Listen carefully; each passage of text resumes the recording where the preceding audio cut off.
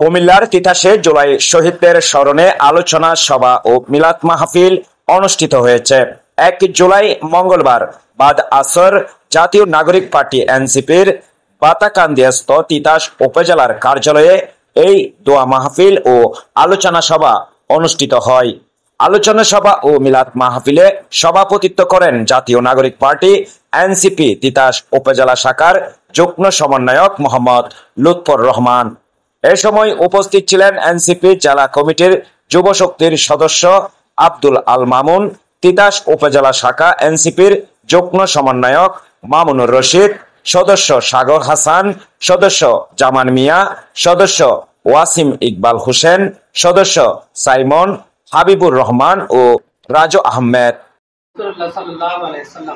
I recollect to that martyr who sacrificed their life for our Bangladesh last July.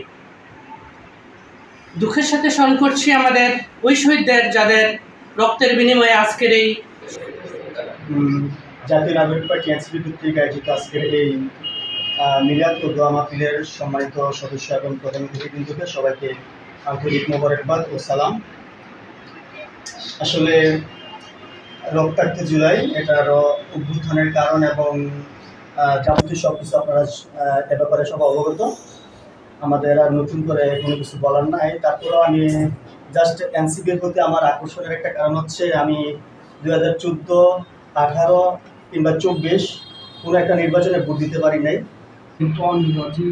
বিসমিল্লাহির রহমানির রহিম والضحى والليل إذا سجى ما ودعك ربك وما قلى وللآخرة خير لك من الأولى ولسوف يعطيك ربك فترضى ألم يجدك يتيما فآوى وجدك ضالا فهدى আমাদের যে আবু সাইদ ভাই মারা গেছেন, মুক্ত ভাই মারা গেছেন, তাদের শহীদ হওয়ার কারণে আপনার আজকে বেঁচে আছি।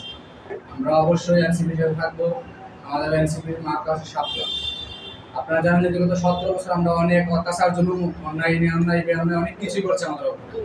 আমরা এই অন্যায় সহ্য করব না। আমরা অবশ্যই এনসিপির সাথে থাকবো। আমরা সবাই সাফল্য দেখি ইনশাআল্লাহ।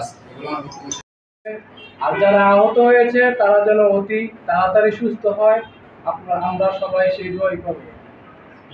আজকের এই অনুষ্ঠানে আমি একটা কথাই বলতে চাই, তিতাস উপজেলা এনসিপি মানে মধু যদি অল্প হয়, খাঁটি হইলে ভালো হয়।